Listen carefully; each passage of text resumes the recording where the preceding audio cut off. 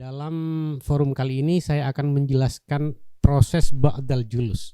Kalau sebelum berbicara atau sebelum duduk, saya kira kita sudah paham semua, penampilan kita harus rapi, bahasa tubuh harus oke, dan segala macam. Tetapi yang jauh lebih penting adalah soal bagaimana penampilan kita setelah duduk.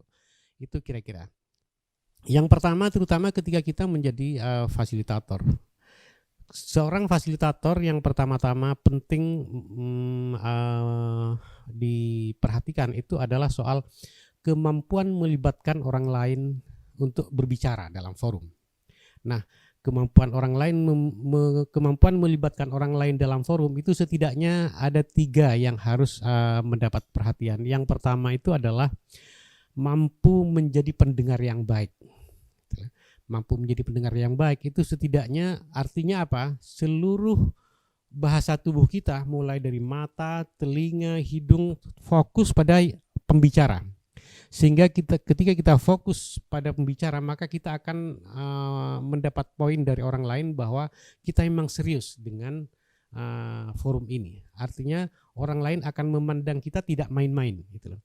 Yang kedua itu adalah abaikan jika ada peserta yang mengajak kita bicara. Bukan berarti tidak boleh bicara sama sekali, tetapi setidaknya ngomong dengan sopan, bisa kita bicara nanti, kita sementara dengarkan dulu pembicara yang sedang berbicara di depan. Ini penting untuk memberikan perhatian, memberikan nilai kepada kita bahwa kita memang serius untuk mendengarkan pembicaraan dari orang lain. Yang ketiga, jangan gampang menilai kualitas pembicaraan orang lain itu sebagai rendah, sebagai tidak berkualitas, sebagai tidak bermutu, dan seterusnya. Abaikan penilaian kita yang pada dasarnya subjektif.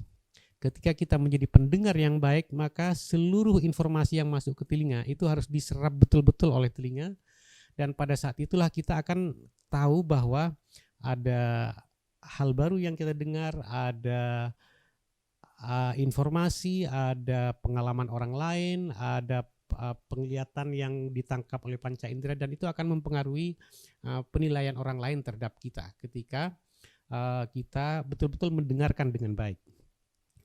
Yang berikutnya itu adalah soal pahami dan cermati seluruh pembicaraan orang lain, kemudian simpan di memori, dan kemudian setelah itu olah di otak. Itulah.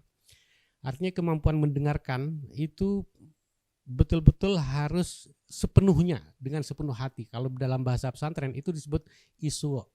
Isgo artinya seluruh perhatian kita diarahkan atau difokuskan pada pembicara. Sehingga ketika orang lain melihat kita sedang mendengarkan pembicaraan orang lain, artinya kita sedang dinilai bahwa kita memang serius mendengarkan. Dan untuk menjadi pendengar yang serius, maka informasi yang masuk ke telinga kemudian disimpan di memori dan kemudian diolah oleh otak kita. Nah, pada saatnya nanti ketika udah betul-betul diolah oleh otak kita, maka kita akan membicarakan topik yang dibahas itu dengan sangat baik. Itu kira-kira itu poin yang pertama, soal mampu menjadi pendengar yang baik. Yang kedua itu adalah mampu mengajukan pertanyaan yang relevan. Ketika kita menjadi seorang fasilitator terutama, mengajukan pertanyaan itu bukan keterampilan sederhana, tetapi betul-betul keterampilan tingkat tinggi sebetulnya. Karena itu ketika kita mengajukan pertanyaan, maka pastikan bahwa pertanyaan kita itu bukan pertanyaan untuk mempertanyakan, tetapi pertanyaan yang akan memperkaya. Pertanyaan yang akan membuat kita lebih paham gitu loh. Sehingga ketika kita mendapat jawaban, kita bukannya diserang tapi betul-betul akan diperkaya oleh pembicara. Yang kedua itu adalah pertanyaan itu lebih untuk memperkaya dan memperkuat atau memperdalam topik yang sedang kita bicarakan. Artinya ketika kita mengajukan pertanyaan itu pastikan bahwa kita berupaya untuk menggiring orang yang kita tanya betul-betul agar betul-betul kemudian memperdalam topik yang sedang kita bahas. Sebab kalau tidak, maka pertanyaan kita menjadi tidak berkualitas jadinya, gitulah. Nah, poin yang ketiga itu adalah masih dalam soal bagaimana melibatkan orang dalam sebuah forum, itu adalah soal tidak gampang memotong pembicaraan orang lain.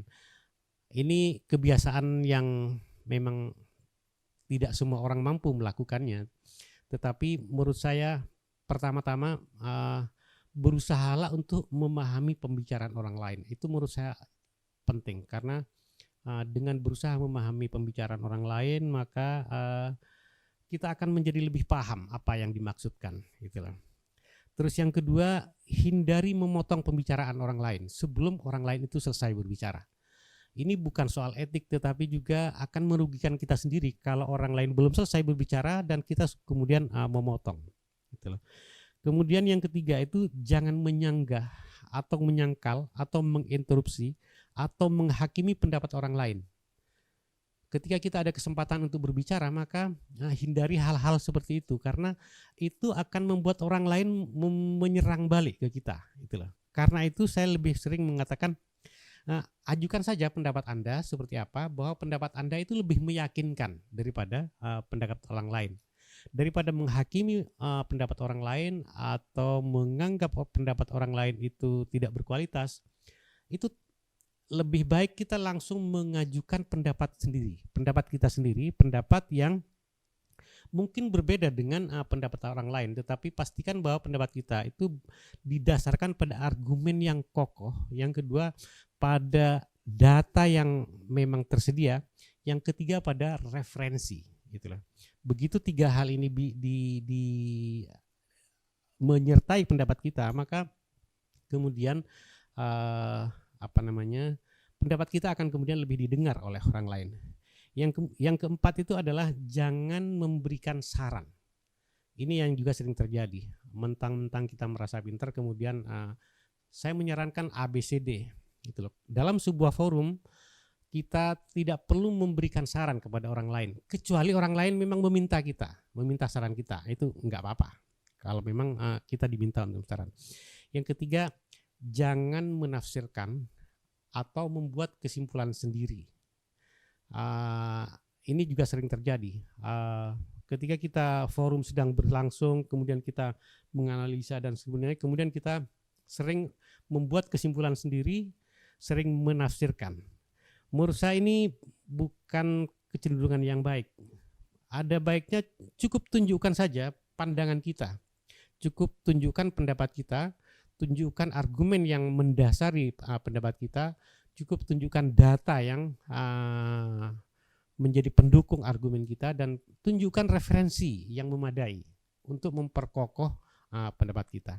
Nah, itu yang pertama, soal bagaimana menjadi pendengar yang baik dan sekaligus juga melibatkan orang lain. Yang kedua itu soal wibawa atau karisma. Karisma ini setidaknya terdapat 4 poin dalam soal karisma itu. Yang pertama itu adalah soal bagaimana memastikan agar kita diperhatikan saat berbicara. Ketika kita ingin diperhatikan orang lain saat berbicara, maka setidaknya 5 hal yang harus betul-betul menjadi panduan kita. Yang pertama, pastikan bahasa tubuh kita itu tegas, tegap, tetapi juga luas, gitu loh. Luas, santai, rileks, tidak tegang. Tidak tegang. Dengan demikian maka aura tubuh yang memancar dari kita itu akan menjadi kelihatan lebih baik, gitu loh. Kemudian yang kedua itu adalah mata tertuju ke semua peserta yang hadir di depan kita, gitu loh. Pastikan bahwa ada eye contact dengan seluruh peserta. Dengan demikian maka peserta itu merasa dihargai. Tidak ada peserta yang merasa diabaikan, gitu. Yang ketiga, gunakan kalimat yang jelas, mudah dipahami, dan langsung ke inti persoalan. Jangan terlalu memutar-mutar, jangan terlalu memberikan pendahuluan yang kepanjangan, jangan terlalu memberikan bumbu-bumbu yang berlebihan. Enggak apa-apa ada bumbu, ada keterangan, ada penguat, enggak apa-apa, tetapi menurut saya pembicaraan langsung ke inti itu jauh lebih penting, apalagi waktunya memang mepet. Ya kita tahu kalau ketika berada di forum, forum waktu kita itu nggak banyak, karena itu fokus pada topik yang memang ingin kita bahas gitu loh. Kemudian yang ketiga, yang keempat itu adalah gunakan nada rendah, nada menengah, dan nada tinggi bergantian gitulah. Jangan pakai nada tinggi terus itu sampai kayak kita ini kedengeran marah-marah. Kita tahu bahwa ketika kita sering menggunakan nada tinggi, orang akan memandang kita itu sedang marah gitu. Tetapi juga ketika kita menggunakan nada rendah, ya kita ini orang kok nggak semangat gitu loh. Maka harus ada gelombang, ada nada rendah, ada nada sedang, ada nada tinggi gitu. Ada saat tertentu kita nada rendah, ada saat tertentu kita nada tinggi. Intinya adalah ketika kita berbicara di forum, intonasi kita itu jangan monoton. Jangan monoton hanya nada rendah aja, atau nada menengah aja, atau nada tinggi aja. Itu juga tidak akan mendapatkan respon yang baik dari peserta gitu loh. Yang berikutnya itu adalah soal materi pembicaraannya. Materi pembicaraan itu menurut saya harus memastikan 5 hal. Pertama, pastikan topik yang kita bicarakan itu penting. Artinya penting itu orang kalau tidak mendengarkan kita, kalau tidak mendengarkan pembicaraan kita itu akan rugi gitu loh. Kenapa rugi? Ya karena pembicaraan kita penting gitu loh. Yang kedua itu adalah pembicaraan kita itu relevan dengan kebutuhan kita, relevan dengan topik yang sedang dibahas, relevan dengan masalah yang sedang kita hadapi gitu. Yang ketiga adalah itu menjawab masalah. Artinya ketika kita menyampaikan sesuatu itu adalah menjawab masalah yang sedang kita hadapi gitu. Yang keempat itu adalah memperkaya perspektif, memperkaya pandangan, memperkaya cara pandang kita. Sebab kalau cara pandang kita hanya satu, misalnya hanya satu cara pandang, maka pilihan-pilihan kita itu sangat terbatas. Tetapi kalau kita memberikan memperkaya cara pandang dalam pembicaraan kita, maka opsi-opsi untuk hal-hal berikutnya akan lebih banyak, kira-kira begitu. Yang kelima itu adalah apa yang kita bicarakan itu harus kredibel. Kredibel itu ukurannya menurut saya 3. Yang pertama itu ada argumen yang kokoh, ada argumennya, bahwa pendapat kita itu ada argumennya gitu lah. Argumen itu harus betul-betul kokoh sehingga seolah-olah orang lain kemudian tidak bisa membantah gitu. Yang kedua itu ada datanya gitu lah. Ketika kita menyampaikan sesuatu itu ada data yang mendukung pendapat kita. Yang ketiga, pendapat kita itu juga didukung oleh referensi yang memadai gitulah. Referensi itu bisa pernyataan expert, bisa buku, bisa majalah, bisa hasil penelitian dan seterusnya. Nah, itu yang terkait dengan soal bagaimana agar kita bisa mendapat perhatian saat berbicara. Nah, yang berikutnya itu adalah ketika kita juga berbicara sebagai seorang fasilitator, maka kita harus lebih sering berbicara sebagai kelompok. Walaupun kita berbicara pada individu tertentu, tetapi pastikan bahwa itu mewakili kelompok. Walaupun saya sebagai fasilitator misalnya ngomong dengan satu peserta saja, tetapi pembicaraan saya dengan satu peserta itu mewakili pembicaraan saya dengan peserta-peserta yang lain. Sehingga peserta yang lain itu tidak akan merasa diabaikan. Yang terakhir itu masih dalam soal lebih sering berbicara kelompok, itu artinya kepentingan kelompok. Artinya topik yang sedang dibahas itu harus menjadi orientasi utama.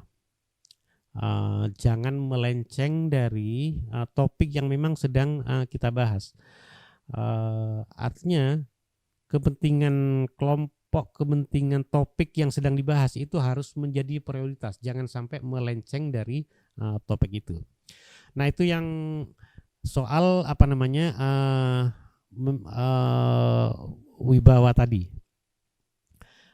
Kemudian yang kedua, yang berikutnya itu soal atau pendapat yang jarang dibantah. Agar pendapat kita itu tidak bisa dibantah atau jarang dibantah oleh orang lain, maka sebagian saya sudah menyampaikan pendapat kita itu harus disertai 3 hal tadi. Pertama itu ada argumennya yang kokoh, yang kedua ada datanya, yang ketiga ada referensinya. Itu yang pertama.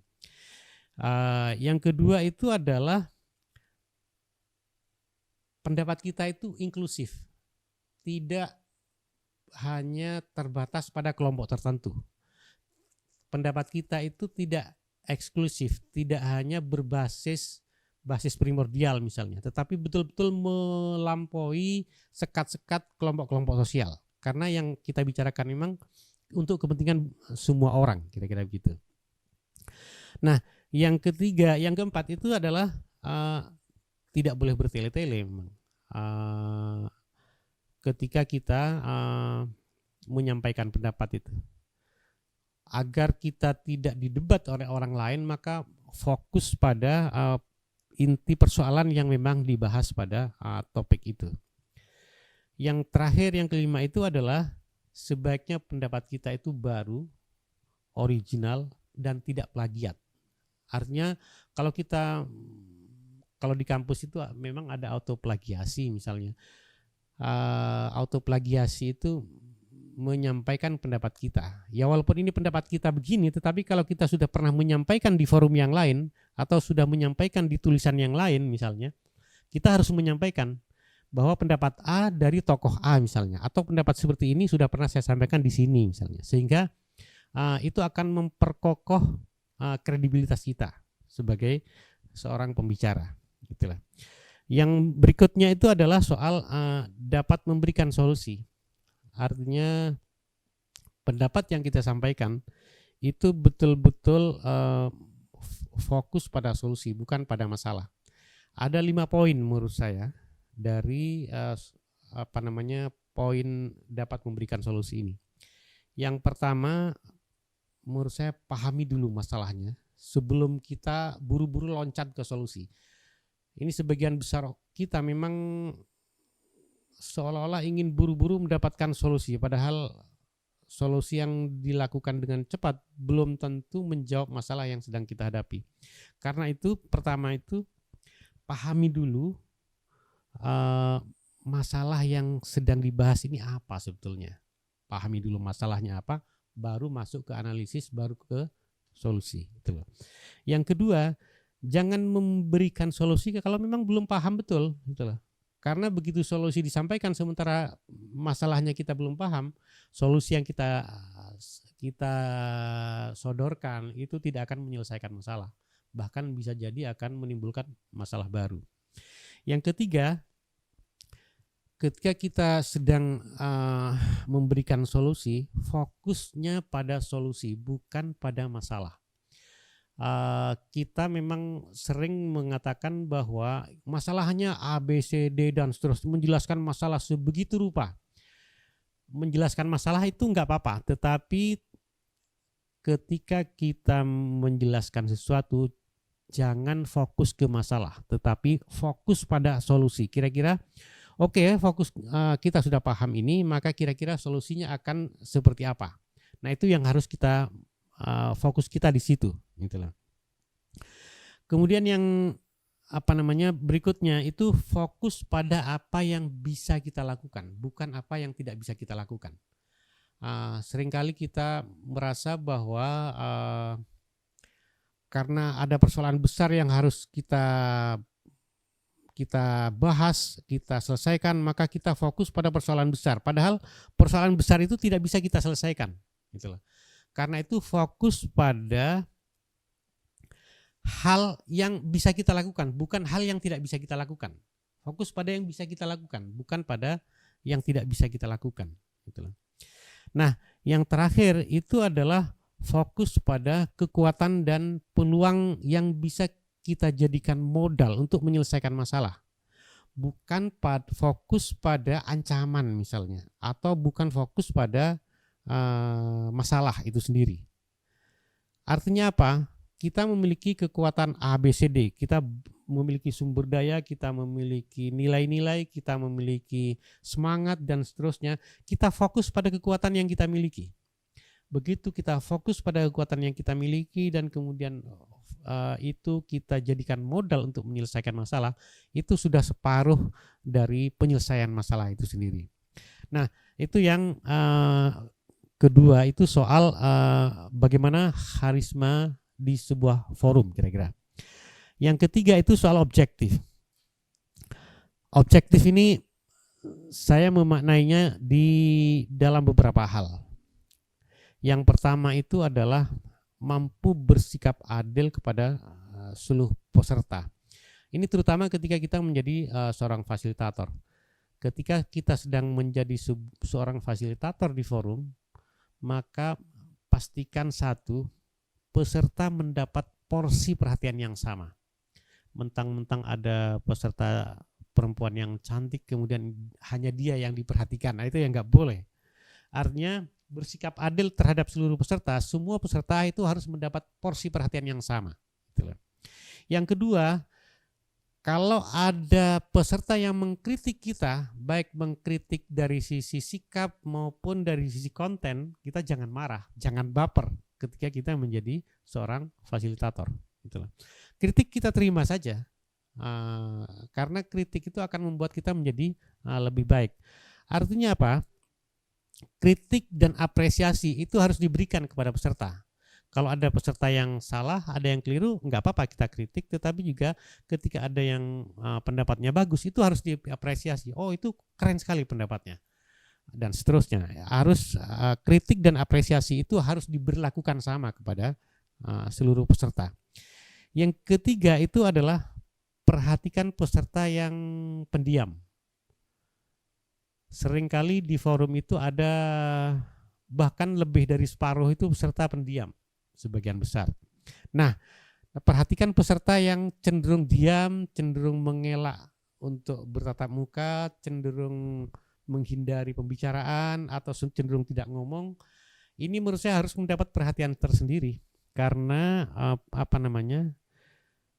kita menganggap semua peserta itu adalah aset, gitu loh. Karena dianggap sebagai aset, maka harus diperlakukan sebagaimana ya layaknya aset.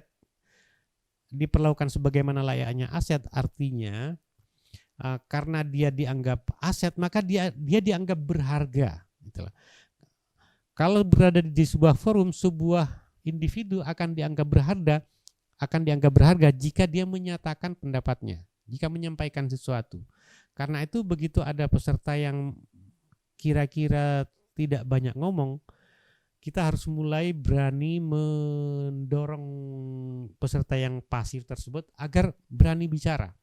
Salah satunya pastikan tidak ada tekanan, tidak ada tuntutan yang berlebihan kepada peserta. Jangan sampai ada peserta yang merasa takut, gitu loh. Itu yang kalau ada peserta yang pendiam, gitu loh. Yang berikutnya itu adalah alihkan dengan halus jika ada peserta yang mencoba melenceng dari forum. Artinya apa? Jika kita menghadapi peserta yang suka bercanda kelewatan, ya bukan berarti harus ditegur secara keras, tetapi kita hadapi juga dengan bercanda, tetapi juga dengan cara yang asik, dengan cara yang enak, sehingga peserta itu tidak merasa disepelekan, tidak merasa dihina, tidak merasa dilukai, gitu loh. Jadi ajak peserta untuk kembali ke topik yang sedang kita bicarakan, gitu loh. Kira-kira begitu. Nah, yang terakhir itu adalah apa yang disampaikan peserta itu catat di memori kita. Seluruh peserta kita catat, kita ingat-ingat di memori kita, kemudian kita simpan di kepala kita, dan kemudian kita olah dan kemudian kita sampaikan secara singkat kepada peserta. Nah, itu beberapa poin, 5 poin bagaimana kita memiliki kemampuan bersikap adil terhadap peserta. Yaitu pertama, peserta harus mendapat perhatian yang sama. Yang kedua, kritik dan apresiasi harus diberikan kepada seluruh peserta. Yang ketiga, perhatian perhatikan peserta yang pasif. Mereka harus diberi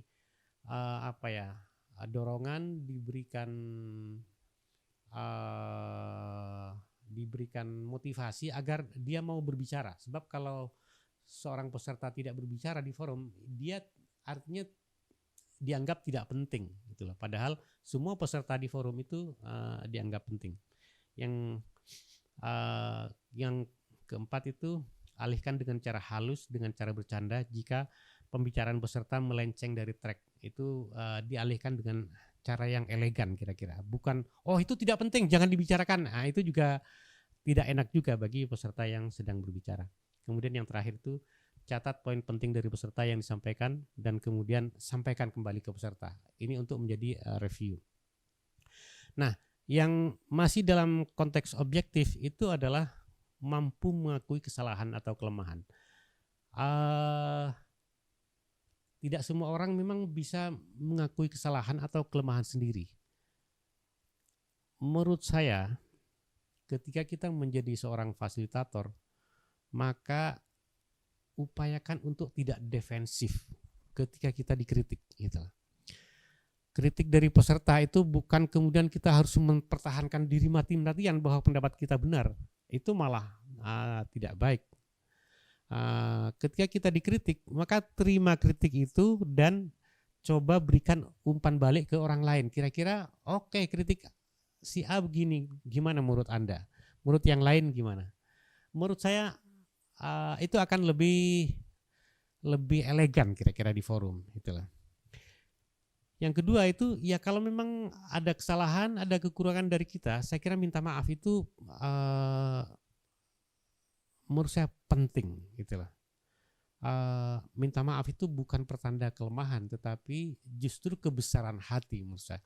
Wah, minta maaf saya malah belum pernah baca itu ya. Oh, minta maaf saya kok belum pernah tahu ada persoalan itu ya. Itu bukan kelemahan, bukan keterbatasan, tapi itu kebesaran hati.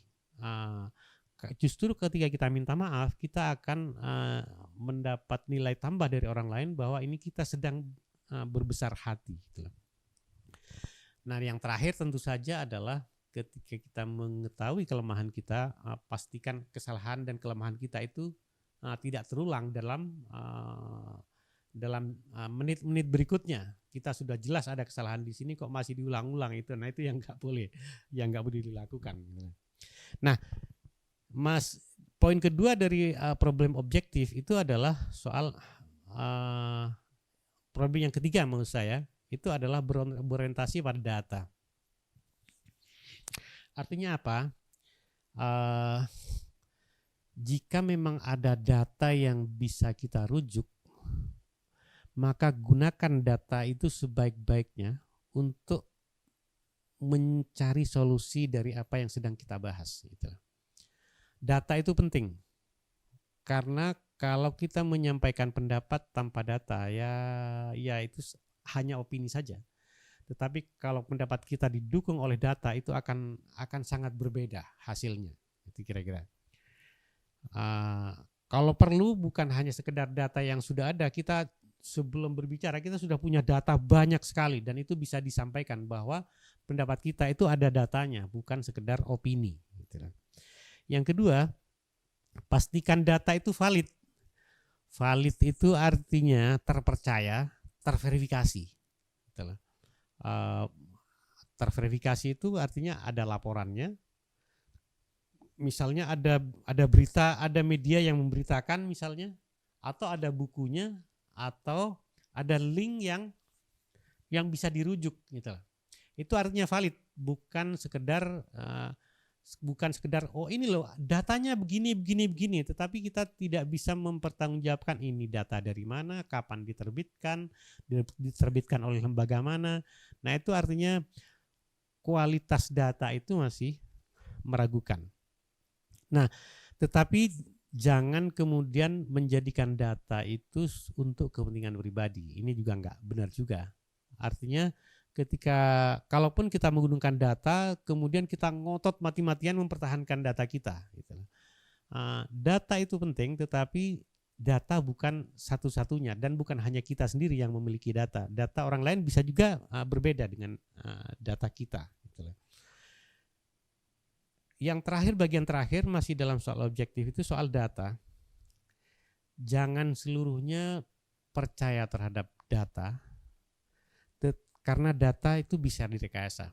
Tetapi juga jangan pernah mengabaikan data, karena data menjadi basis penting dari apa yang sedang kita bahas. Artinya apa? Ketika kita membahas sesuatu berdasarkan data, itu akan lebih kredibel gitu loh. Karena itu jangan mengabaikan data. Tetapi pada saat yang sama jangan mengagungkan data. Sebab seringkali data itu bermata dua. Dianggap bahwa data ini satu-satunya sehingga kita ngotot mati-matian untuk mempertahankan data itu. Padahal data yang lain bisa saja berbeda gitu loh. Karena itu menurut saya soal data ini jangan seluruhnya percaya, tetapi juga jangan diabaikan. Karena maka bagian terakhir dari ini saya akan menjelaskan soal pentingnya check and recheck gitu loh. Pentingnya cek dan recheck soal data ini. Nah, masih juga soal kemampuan menjadi seorang fasilitator itu adalah kemampuan membangun suasana yang nyaman, suasana yang enak, suasana yang ramah bagi semua peserta. Gitu loh. Setidaknya 6 hal menurut saya ini yang perlu mendapat perhatian kita. Yang pertama, gunakan bahasa tubuh yang rileks, yang santai, tidak tegang, tidak terlalu serius. Tetapi juga jangan seenaknya, itu juga nggak baik juga. Gitu. Gunakan juga humor seperlunya, tetapi bukan humor terus-menerus, tapi humor yang dapat meningkatkan suasana yang segar. Kalau perlu juga cairkan ketegangan dengan ice breaking dengan game, dengan segala macam, dengan berbagai hal yang kira-kira akan membuat suasana menjadi lebih cair. Yang keempat itu ciptakan suasana yang senyaman mungkin bagi peserta. Artinya tidak ada tekanan, tidak ada tuntutan yang berlebihan terhadap peserta. Artinya peserta merasa nyaman berada di sana, merasa dihargai, merasa dihormati, dan itu adalah tugas fasilitator untuk memastikan bahwa seluruh peserta itu merasa aman, merasa nyaman di situ, merasa diterima dengan hangat, merasa diterima dengan respect, sehingga dia merasa berharga. Itulah. Kemudian yang kelima itu pastikan peserta dilakukan dengan respect, hangat, dan ramah. Itulah. Yang terakhir, tidak ada satupun peserta yang diabaikan. Semua peserta mendapat perhatian yang sama, mendapat respect yang sama. Tidak ada satupun yang didiskriminasi, tidak ada satupun yang diabaikan dalam forum. Nah, itu beberapa hal agar suasana terbangun dengan baik. Yang keempat itu adalah soal bagaimana membangun kerjasama di dalam sebuah forum. Ada 3 poin setidaknya yang perlu mendapat perhatian. Pertama, soal bagaimana mampu meredakan ketegangan antara anggota. Saya kira seringkali terjadi ada banyak perbedaan pendapat, ada banyak ragam pendapat yang kemudian terjadi persilangan di antara sesama peserta. Nah, apa yang harus kita lakukan untuk meredakan ketegangan dengan sesama peserta itu? Yang pertama itu adalah pahami dengan benar kenapa ada ketegangan. Menurut saya penting. Jangan kemudian kita panik, ada peserta tegang satu sama lain, ada konflik di forum misalnya, jangan kemudian kita panik. Kita harus tetap bersikap santai, kita harus bersikap rileks, tetapi harus juga berusaha untuk memahami kenapa ada ketegangan seperti itu, gitu loh. Yang kedua, minta untuk jeda sejenak. Kita harus berusaha untuk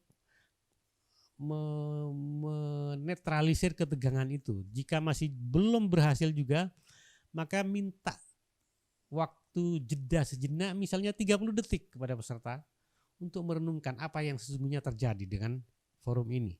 Kenapa forum ini kok bisa terjadi ketegangan seperti ini? Jeda sejenak itu akan membuat pikiran kita akan lebih refresh menurut saya. Kalau dalam bahasanya Stephen Covey itu sharpen the saw, mengasah gergaji. Kalau kita sedang ada ketegangan itu artinya pikiran kita itu sedang tumpul, maka harus diasah gergajinya, disegarkan kembali sehingga ketegangan itu bisa mereda. Itulah. Yang ketiga, ajak peserta fokus pada situasi yang nyaman. Ini oke, situasi kita tegang seperti ini, gimana kalau kita santai dulu sejenak dan seterusnya kita alihkan pada hal-hal yang tidak terlalu menyita pikiran kita, tidak terlalu membebani sehingga peserta menjadi lebih rileks gitu. Yang keempat, ajak peserta untuk kembali ke topik yang sedang kita bahas. Oke, udah ada ketegangan seperti ini, A, B, C, D dan seterusnya. Ketegangannya sudah memuncak, sepertinya kita harus kembali ke laptop. Kalau istilahnya siapa namanya? Si di TV itu. Harus kembali ke topik. Kita sedang bahas topik apa nih? Kok bisa sampai segini? Maka kita kembali ke topik itu, kita runut lagi sekilas, kemudian kita lanjut lagi. Artinya apa? Kita mundur sejenak, kemudian kita melangkah lagi untuk langkah-langkah berikutnya. Itu artinya untuk menarik lagi ke topik yang sedang kita bahas. Yang terakhir itu ajak peserta untuk diskusi dengan kepala dingin dan dengan nada yang tidak dengan nada tinggi. Dalam situasi yang tegang, dalam situasi yang agak panas, nada tinggi itu akan menaikkan suhu udara ruangan. Itu akan tidak baik gitu loh. Karena itu ketika nada tinggi, maka suhu udara di ruangan itu akan menjadi tambah panas.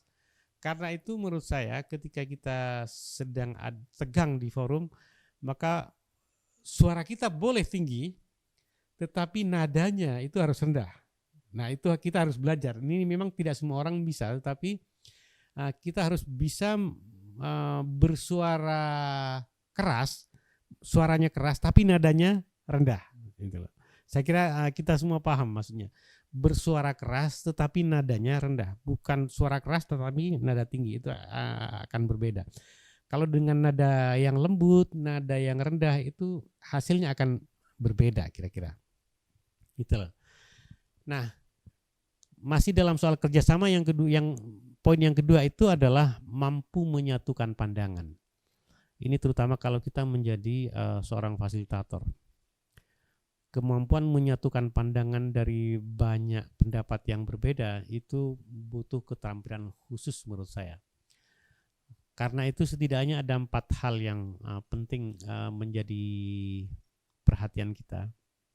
Yang pertama, jika ada pandangan yang beragam dan berbeda-beda, jika ada pandangan yang berbeda-beda itu di antara banyak peserta, maka tarik benang merah yang mempersamakan pendapat yang berbeda-beda itu. Dari sekian banyak pendapat yang berbeda-beda itu, pasti ada 1 atau 2 yang sama. Yang itu ada benang merah yang menyamakan atau menyatukan dari pendapat yang berbeda-beda itu. Nah, tarik benang merah itu, sampaikan ke peserta. Oke, kita mungkin berbeda pendapat dalam soal ini, tetapi ada benang merah yang dapat menjadi pegangan kita. Benang merah itu adalah A, B, C, D dan seterusnya. Nah, itu penting agar pendapat yang berbeda-beda itu bisa disatukan dalam wadah yang sedang kita bahas itu. Yang kedua, meski kita tidak sependapat dengan pendapat orang lain, maka perbedaan itu jangan diabaikan, tetapi harus diterima dengan lapang dada. Perbedaan itu sesuatu yang sunnatullah, kita tidak bisa menolak, kita tidak bisa mengabaikan. Bukan berarti kita setuju, tetapi kita harus menghormati. Oke, orang lain berkata A dan kita berkata B, si A berkata C dan si D berkata X misalnya.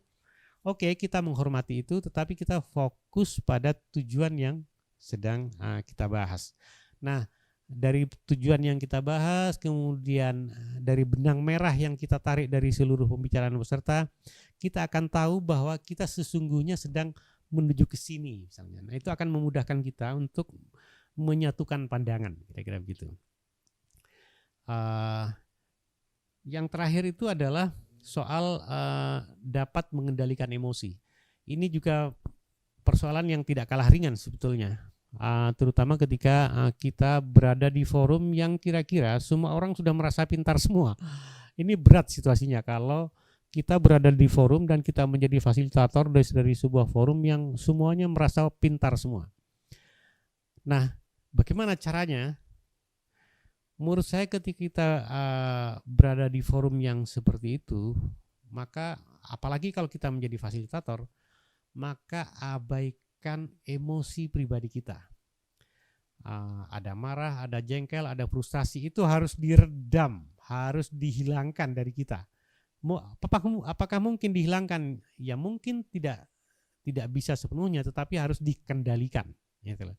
Jangan sampai emosi kita, amarah kita, frustasi kita muncul dan akhirnya ketahuan oleh peserta. Dan ketika peserta tahu kita marah, peserta tahu kita frustasi, peserta tahu kita panik, maka forum akan menjadi semakin ambyar gitu loh. Maka pertama-tama ketika menghadapi forum yang seperti itu, abaikan ego pribadi kita. Soal frustrasi, soal amarah, soal kecewa, itu harus diabaikan gitu loh. Abaikan, perasaan kita itu harus diabaikan gitu loh. Kemudian yang kedua itu tunjukkan empati kita, bahwa kita memahami persoalan, memahami perasaan orang lain. Empati itu artinya kita berada di sisi yang sama dengan perasaan orang lain. Ketika orang gelisah, kita juga ikut gelisah. Ketika orang mengkritik, kita juga ikut merasakan kenapa orang itu mengkritik. Itu pentingnya empati. Karena itu ketika ada kita sebagai fasilitator dikritik keras oleh peserta, kita itu tidak boleh marah, tidak boleh defensif misalnya mempertahankan mati-matian pendapat kita ketika dikritik oleh peserta. Justru kita harus berterima kasih dan kemudian kita akan mendengarkan pendapat peserta yang lain. Gitu. Dengan demikian maka itu akan memperkaya forum. Gitu. Yang terakhir itu jangan mudah menyangkal, jangan mudah membantah, apalagi menghakimi. Gitu. Ini kalau di forum tiba-tiba ada orang yang mengkritik keras, kemudian oh Anda salah, oh Anda itu tidak benar, oh Anda tidak punya etika dan segala macam. Ungkapan-ungkapan seperti itu tidak akan membantu, tidak akan membuat forum itu menjadi lebih baik, gitu loh. Karena itu menurut saya usahakan tidak perlu menyangkal, tidak perlu membantah, tidak perlu menghakimi, tidak perlu mendebat. Usahakan itu untuk selalu bisa memahami persoalan-persoalan yang sedang dihadapi itu. Oke, kita paham situasinya begini, mari kita cari solusi. Itu kira-kira dalam soal bagaimana mengendalikan emosi yang keempat. Yang keempat itu gunakan bahasa tubuh yang rileks, jangan tegang, jangan panik, jangan merasa terpojokkan, biasa saja. Ya ada saatnya terutama ketika menjadi fasilitator, menjadi moderator, dikritik ya itu hal yang biasa, tidak perlu membuat kita merasa terpojok. Biasa aja, gunakan bahasa tubuh yang rileks itu. Kemudian gunakan intonasi yang nada rendah, nada menengah, saling bergantian. Jangan nada rendah terus, jangan nada menengah terus, jangan nada tinggi terus apalagi. Intinya itu jangan monoton, intonasi kita itu harus berwarna-warni kira-kira. Ada nada rendah, ada nada menengah, ada nada tinggi gitu. Dan itu dipraktekkan secara bergantian gitu. Dipraktekkan secara bergantian. Kemudian yang keenam itu pilih diksi yang menyatukan, bukan diksi yang memisahkan. Ketika kita berada di forum, maka pastikan diksi yang kita pilih itu bukan diksi yang memisahkan satu sama lain. Pilih diksi yang merangkul. Ini istilah di medsos ya, bukan yang memukul kira-kira. Pilih diksi yang menenangkan, bukan malah memanaskan suasana. Ini memang butuh jam terbang, tetapi menurut saya penting memilih diksi yang membuat suasana hangat, membuat suasana tenang, itu penting. Jangan menggunakan diksi yang membuat suasana semakin panas misalnya. Kemudian yang ketujuh itu adalah tunjukkan bahwa Anda adalah pribadi yang dewasa, pribadi yang matang, pribadi yang bijak. Ini memang ketika kita menjadi seorang fasilitator atau ketika kita berada di forum untuk mendapatkan nilai lebih, maka 3 hal ini harus betul-betul kita lakukan gitu. Bahwa kita itu adalah orang yang sudah dewasa. Yang kedua, kita itu orang yang sudah matang secara intelektual, matang secara emosi. Yang ketiga itu adalah kita bijak, tidak hitam putih gitu loh. Ketika kita menyampaikan sesuatu bukan berdasarkan suka atau tidak suka, tetapi berdasarkan pertimbangan yang lebih masuk akal, pertimbangan yang multi sektor, multi stakeholder, kira-kira begitu. Yang kedelapan itu adalah hindari sentimen-sentimen pribadi yang membuat orang kemudian merasa tersakiti atau tersinggung. Menurut saya kadang-kadang ini agak sulit dihindari kalau situasinya tegang, tetapi menurut saya ini harus betul-betul ditahan agar sentimen-sentimen pribadi itu tidak keluar, kira-kira begitu, sentimen pribadi dari kita kepada orang lain. Nah, yang terakhir, bagian terakhir dari soal itu soal kecermatan. Ada 2 poin soal kecermatan. Yang pertama itu adalah mampu bertindak hati-hati, dan yang kedua itu adalah mampu melakukan check and recheck. Nah, mampu bertindak hati-hati itu setidaknya ada 3 poin menurut saya.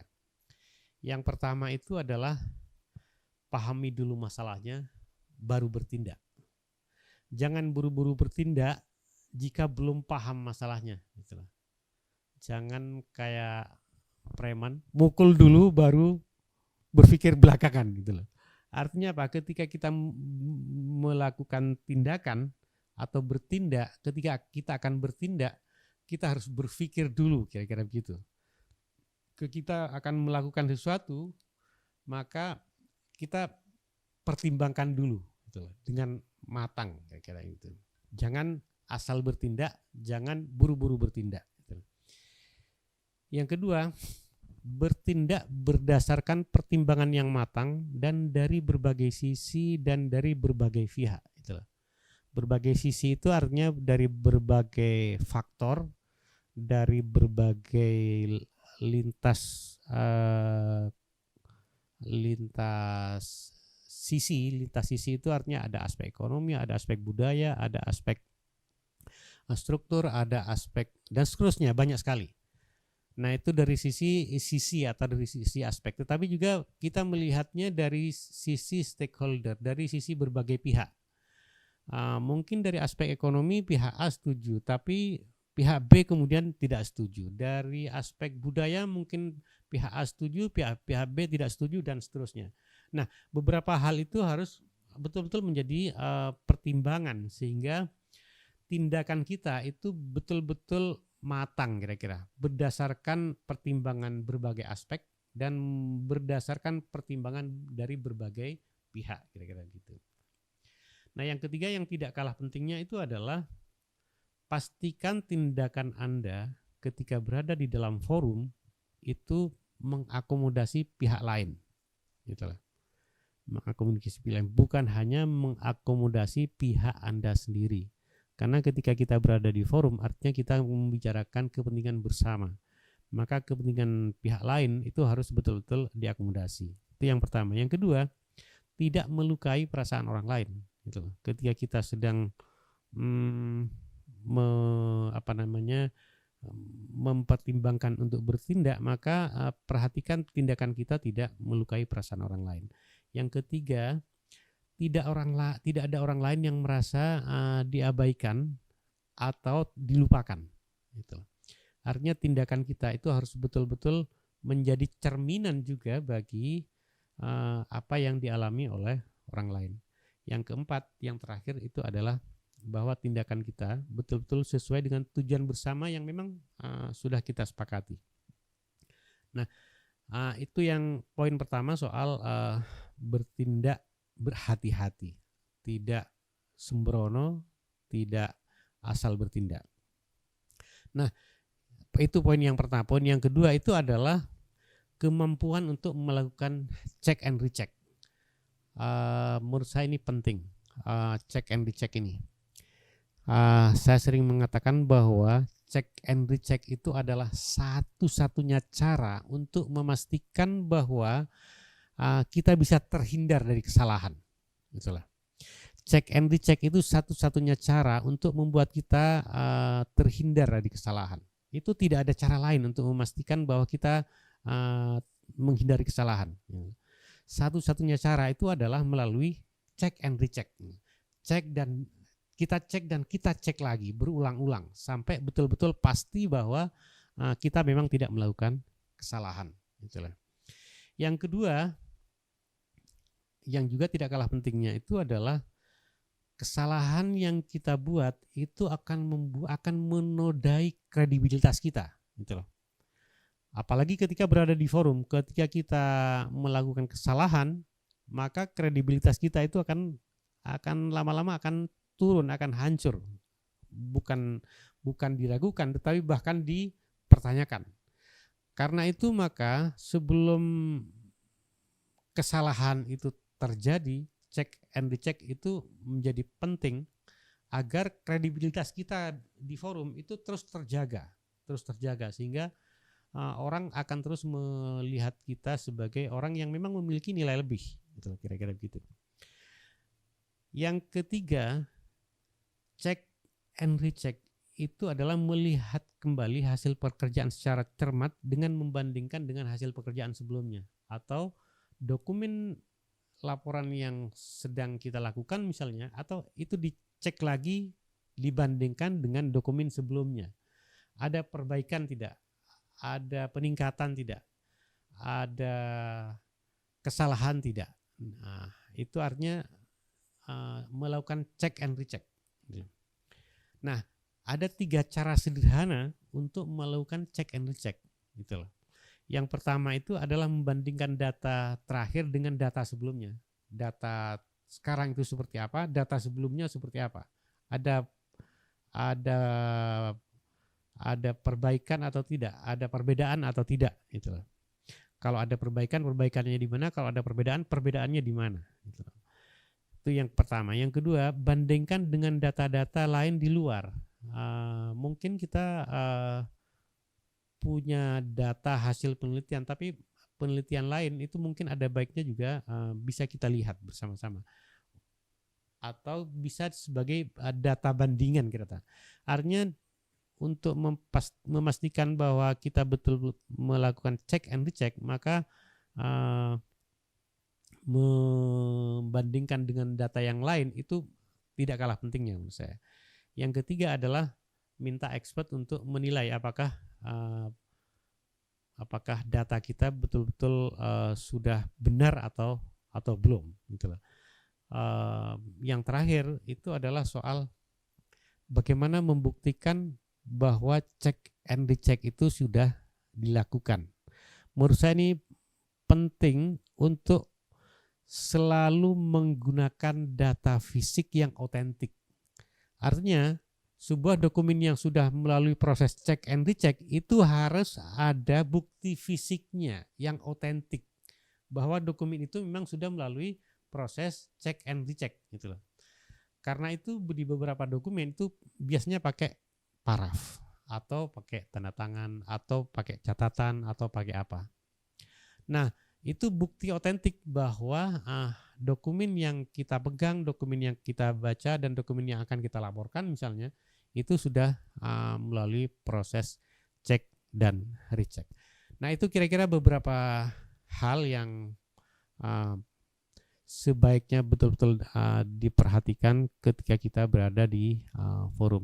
Kurang lebihnya mohon maaf. Assalamualaikum warahmatullahi wabarakatuh.